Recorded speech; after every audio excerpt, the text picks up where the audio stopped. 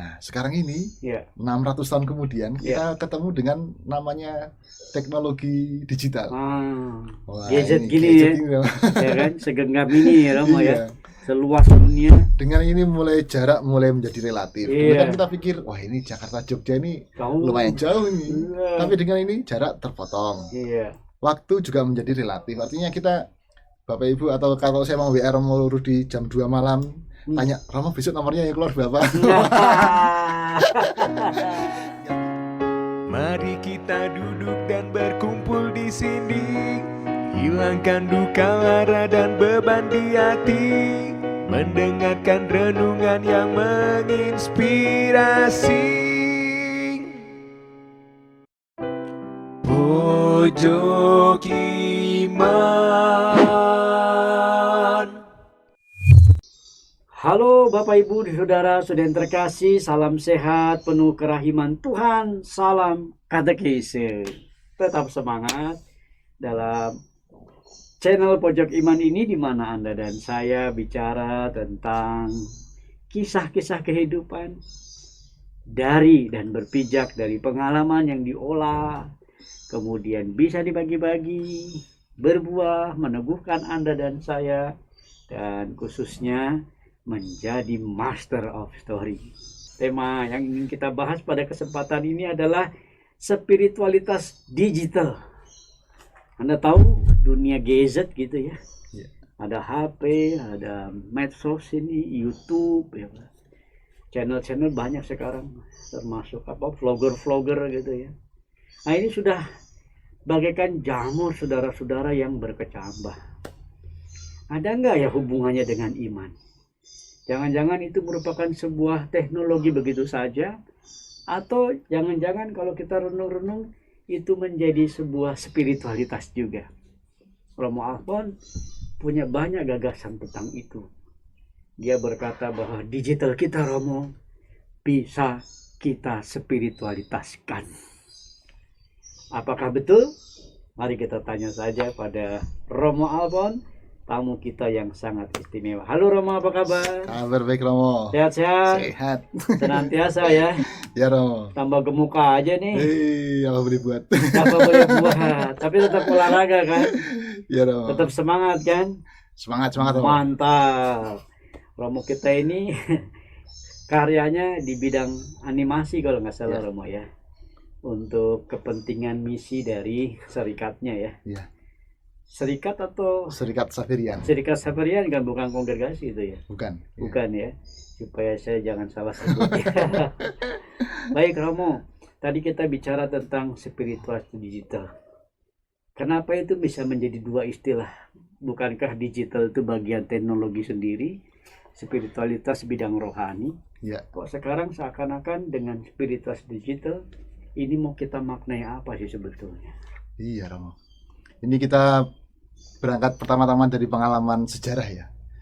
Dulu ketika Konsili Trento itu ada, itu kan mencoba menjembatani antara perkembangan teknologi Ya. dan juga iman. Hmm. Dan rupanya dalam perjalanan gereja kita juga menemukan ada banyak sekali inkuisisi terjadi, karena memang betul-betul para ilmuwan ini, para budayawan ini, para humanisme ini mencoba untuk mengembangkan ilmu pengetahuan yang mereka geluti itu menjadi sesuatu yang sangat berguna bagi kita. Hanya saja waktu itu pemahaman kita masih terlalu sempit sehingga banyak sekali korban bertumbangan. Korban apa itu yang dimaksud, Romo? Ya seperti Savonarola dibakar, Jan Hus dibunuh juga semuanya.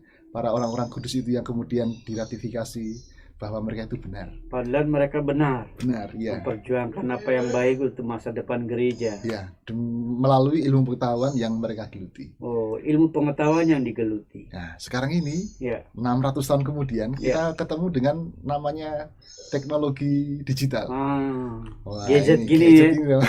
Ya kan, segenggam ini ya Romo Iya. ya. Seluas dunia. Dengan ini jarak mulai menjadi relatif. Dulu Iya. kan kita pikir, wah ini Jakarta Jogja ini Kamu. lumayan jauh ini. Iya. Tapi dengan ini jarak terpotong. Iya. Waktu juga menjadi relatif. Artinya kita Bapak Ibu atau kalau saya mau WA Romo Rudi jam 2 malam tanya Rama besok nomornya yang keluar berapa. Nggak di apa namanya itu, Bisa juga pasti jalan. pesan sampai. Oh gitu Iya. ya, iya betul. Jadi waktu, jarak, ruang itu menjadi hal yang relatif. Ya. Nah, maka pertanyaannya sekarang, bagaimana dengan situasi yang mulai terdigitalisasi ini, kita mulai melihat di manakah letak dari benda ini, digital ini, ke dalam pengalaman iman kita. Iya, ada nih berarti ya. Ada dong. Karena kan banyak kali, maaf ya, ini dari perspektif ada orang tua itu khawatir kalau anaknya itu amat menggeluti dunia gadget ini. Iya, memang Ya kan, Romo. dunia digital. Iya, benar. Tapi di pihak kita, anak-anak kita pun, maaf ya, wih sekarang itu bawaannya sampai kita yang tua-tua aja jadi gatek tuh apa ya? Iya. Gagap teknologi, ya kan? Nah, Iya. kalau sekarang ada spiritualitasnya, penting itu Romo. Iya, karena gimana ya? Karena anak-anak itu kan sejak lahir, Ya, ketika mereka itu lahir, kan mereka mulai melihat bahwa gadget itu kemana-mana, orang tua itu kan selalu bawa, betul. kemana-mana Ini selalu bahwa- dibawa. Lalu kemudian bagi mereka, benda ini ternyata bukan benda, tapi bagi anak-anak itu adalah ini perpanjangan tangan papa saya, Oh, perpanjangan tangan mama saya. Kenapa? oh, Karena setiap kali papa mama saya itu pergi, selalu bawa ini. oh. Ini ketinggalan di rumah, pasti dia kembali Iya. ambil benda ini. Jadi bagi anak-anak itu konsepnya gadget itu bukan barang, tapi perpanjangan tangan dari bapak ibu saya. Kalau ini terlepas, pasti nggak akan mati kutu mereka. Iya. Gitu. Jadi ini malah bukan benda, sembarang benda, tapi ini perpanjangan tangan ya. Iya, Dari anak melihat ini perpanjangan tangan bapak ibu. bapak ibunya. Karena Pasti ketinggalan ini diambil ya. diambil pasti. Iya. Butuh apa? Cari sebentar ya, sebentar Iya. saya carinya. Nah, gitu. Iya. Pesan apa? Cari sebentar di sini, Iya, pasti ada. benar ya. Jadi konsepnya mulai berubah. Berubah ya. Konsep.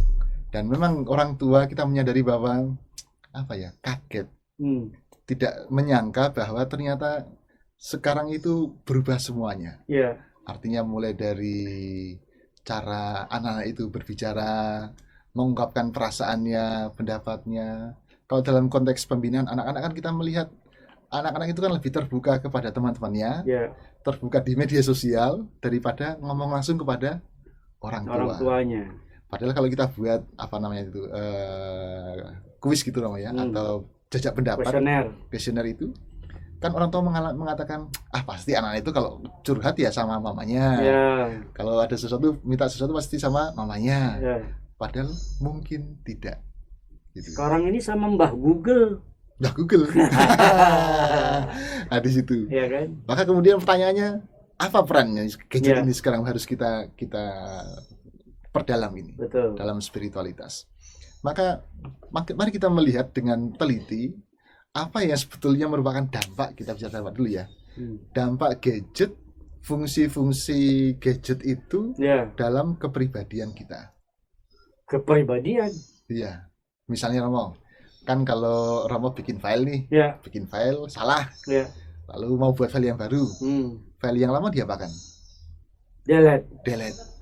Pertanyaannya, apakah dalam relasi dengan orang lain kita juga melakukan demikian? Oh. Nah, anak-anak itu kan kalau kita buat Instagram, Facebook gitu kan, punya pertemanan kan tinggal nambah itu kan ya. Lalu kemudian saya nggak suka nih, unfollow gitu. Unfollow, ya, Twitter itu betul. juga. Apakah seperti ini juga relasi kita dengan orang lain? Lalu kemudian kebiasaan itu mendelete tadi itu sudah. Kemudian mereplay. Misalnya kan kalau komputernya agak hang itu kan kita restart itu Ya. supaya dia hidup lagi. Apakah dalam hidup itu juga ada restart misalnya?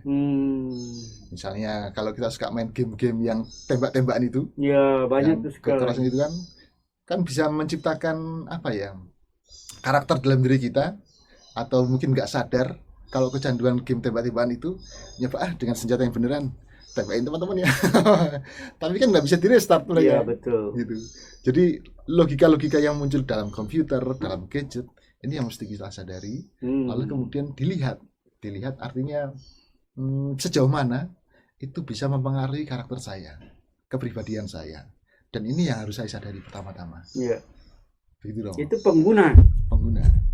Jadi yang harus sadar juga ya, Penggunanya. baik anak, bapak, ibu, Ya, siapapun ya. ya. Jadi sadar bahwa ini bukan lagi sebuah benda, tapi betul-betul merupakan apa ya? Perpanjangan tangan itu. Ya. Satu Tapi tadi Romo kan budaya. bilang ada daya pikat rohaninya nih. Ya. Di mananya terus Romo? Nah, sekarang gini. Ada berbagai macam aplikasi-aplikasi. Apakah mungkin kita mencari jalan kekudusan online? Oh, ada itu. Jalan kekudusan online. Sederhana saja, Romo. Bukan offline nih. Bukan offline, online. Online. Artinya, bagaimana kemudian kita, karena ini sebuah budaya, ya, satu dunia, artinya kan saya sebagai penduduk digital bisa masuk. Ya. Lalu kemudian menemukan konten-konten yang membantu saya. Misalnya, berdoa rosari bersama dengan paus. Ya. Itu kan ada indulgensinya. Iya, ada indulgensi ya. Ya. Lalu kemudian kita mengikuti jalan salib bersama dengan paus. Itu juga ada indulgensinya. Jadi banyak itu. Berdoa bersama, apa menemukan teks-teks spiritualitas, tokoh santo-santa, atau menemukan juga aplikasi-aplikasi doa online. Itu kitab suci online itu cukup banyak dan beragam. Dan di situ kita bisa menemukan jalan kekudusan kita di sana. Artinya dalam dunia ini pun tidak hanya sekedar untuk main game atau transaksi belanja online misalnya atau pertemanan, tapi juga kita mencari ini loh. Di sini juga ada fasilitas yang diberikan pada saya untuk berkembang dalam iman. Nah, begitu loh. Kemampuan memberi nilai pemaknaan itu juga ada dari diri kita dong. Iya. Jadi kita mesti jeli dong. Artinya membuka cakrawala seluas-luasnya. Kalau anak-anak gimana jelinya? Nah, tergantung sama orang tuanya. Kan kita menyadari bahwa mereka main game terus. Main game terus. Iya, kan kita malah jarang berdoa. Orang muda itu kan kreativitasnya mereka kan tinggi dong. Iya. Lalu kemudian semangatnya tinggi. Karakternya juga, kegembiraan itu juga sangat tinggi bagi mereka. Iya. Dan ini kan ciri-ciri seorang hacker dong. Hacker, kegembiraan, passion, lalu kemudian kerja keras, motivasi tinggi, dan itu ketika diarahkan ke dalam dunia kerja, diarahkan pada sesuatu yang bagi mereka yakin ini benar, pasti mereka akan mengikuti. Stop. Hacker, sejauh saya tahu hacker ini berbahaya. Nah, sekarang Romo Rudi pun bisa jadi hacker. Saya hacker, enak aja, saya orang baik-baik kok. Nggak mungkin, maksudnya gimana? Nggak ngerti saya ini. Artinya Romo mengadopsi satu bagian dari spiritualitas digital yang dimiliki oleh para hacker ini. Hacker itu kan karakternya kan passionnya tinggi ya. Passionnya. Kerja keras. Motivasinya kuat. Kegembiraan. Gembira di mana dia? Kegembiraan dalam dunia kerja. Kalau dia yakin bahwa yang saya lakukan ini benar, pasti dia akan melakukan itu dengan sungguh-sungguh, lalu dengan ringan, tanpa ada paksaan. Gitu. Dan ini yang membuat para hacker itu sungguh-sungguh berhasil dalam mencapai tujuannya. Gitu. Jadi hacker itu bukanlah orang yang sekedar mencuri data, itu cracker namanya. Tapi hacker ini seseorang yang punya passion itu. Dalam passionnya itu dia punya kreativitas. Dan inilah karakter orang muda. Itu yang kita mau ambil dong sebetulnya. Itu yang diambil. Bukan isi hackernya dong. Romo Rudi bisa jadi hacker kalau mengadopsi spiritualitas ini. Spiritualitasnya. Iya. Tapi bukan nyuri datanya dong. Itu orang lain dong. Oh iya. Oh gitu, bisa berarti. Dan ini menjadi karakter anak muda. Maka kalau kita mau bicara mengenai bagaimana mendampingi orang muda, mari kita pahami situasi ini yang merupakan bagian dari anak muda. Ya, mau orang muda kita kan sekarang nih eranya milenial ya. Ya, pasti dunia gadget, medsos, etc. ini udah di bawah tidur kali ya. Kalau bagi mereka itu nggak ada yang namanya istilah itu rusak. Nggak ada ya. Jadi kalau kita mungkin dulu mikirnya awas hati-hati ini barang baru. Ya. Nanti kalau salah pencet nanti rusak. Lalu kemudian kita perbaiki, kita reparasi. Itu model angkatan yang zamannya Romo dulu. Anak-anak muda ini enggak.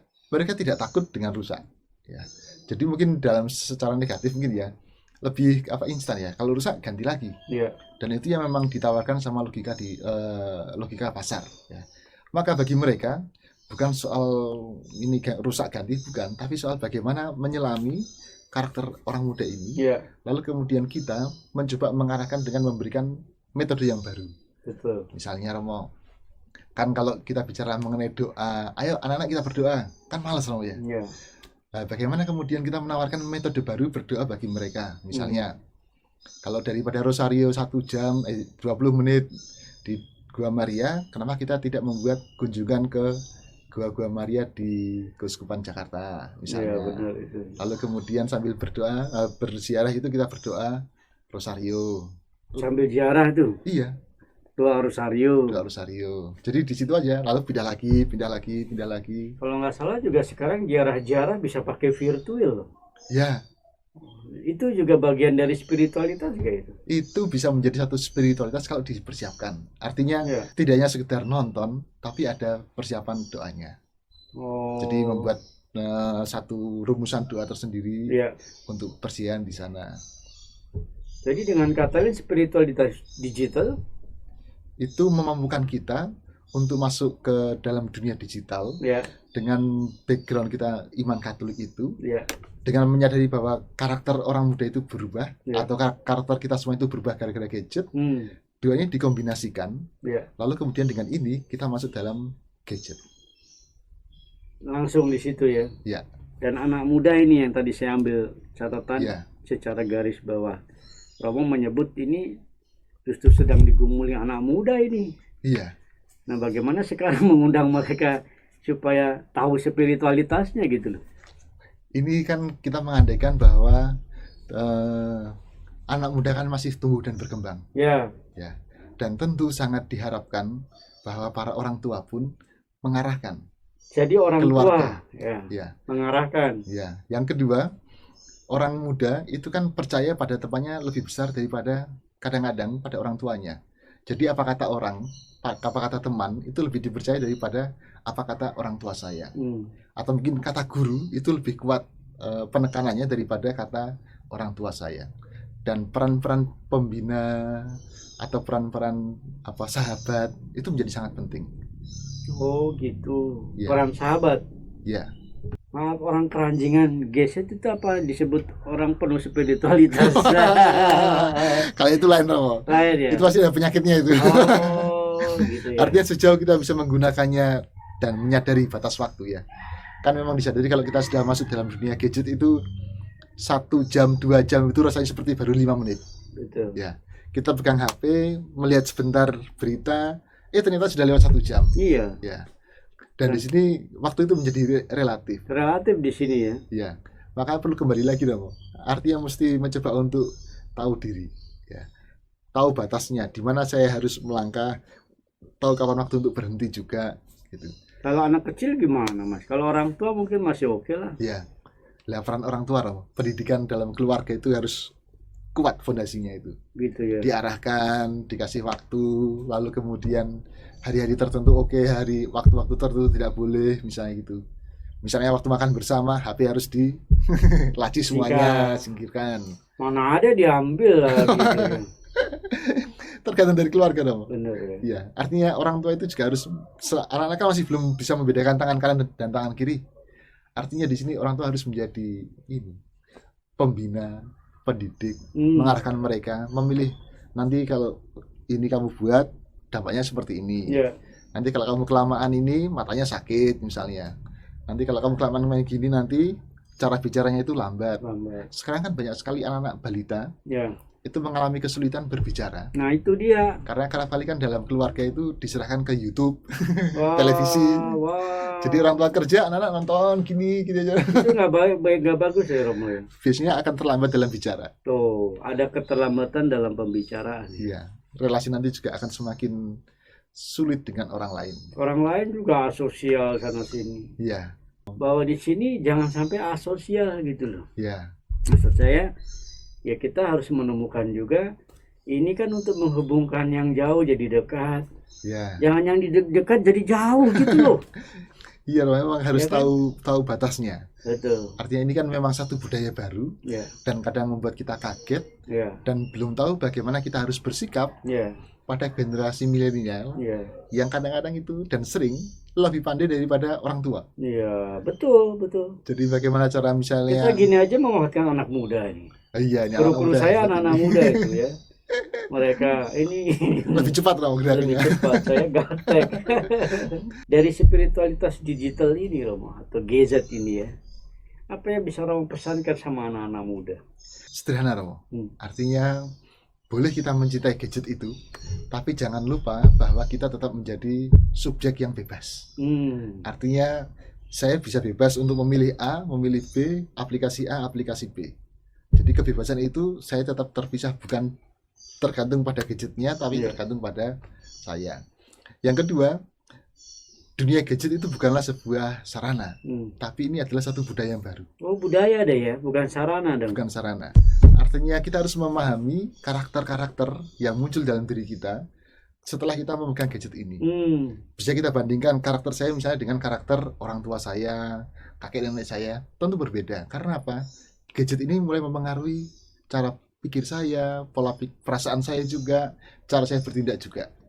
Dan hal yang berkaitan dengan budaya ini harus kita perhitungkan sungguh-sungguh supaya kita tidak terjebak bahwa kita pun lama-lama menjadi seperti robot, seperti gadget ini. Dan yang ketiga, jangan lupa dalam gadget, dunia gadget ini kita bisa menemukan jalan kekudusan di sana.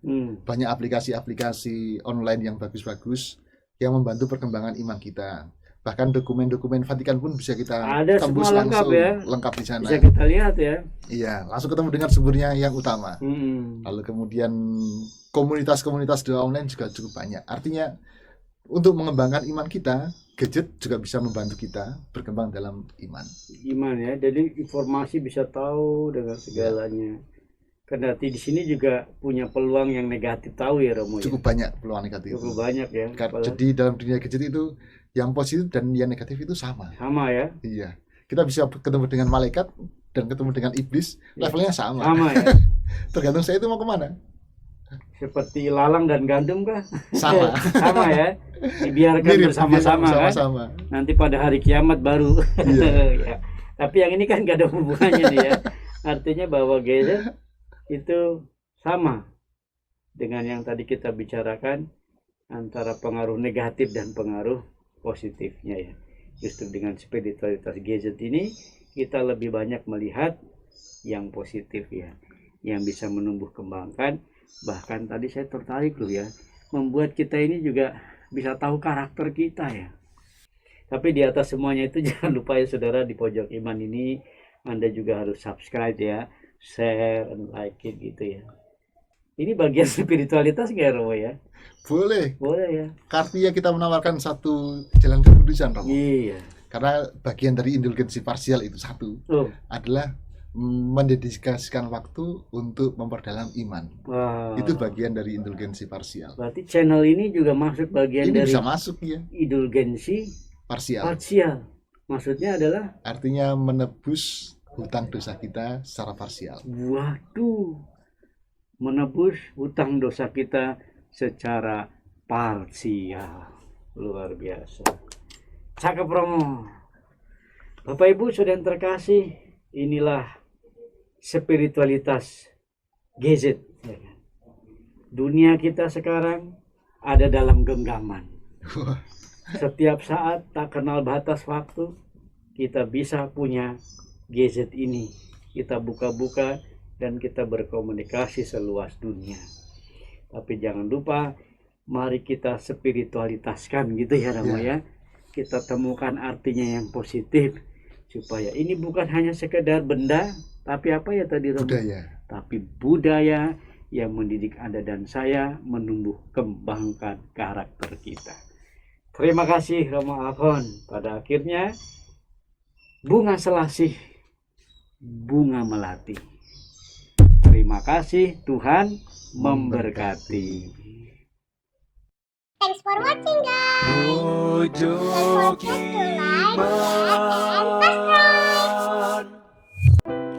Pojok Iman.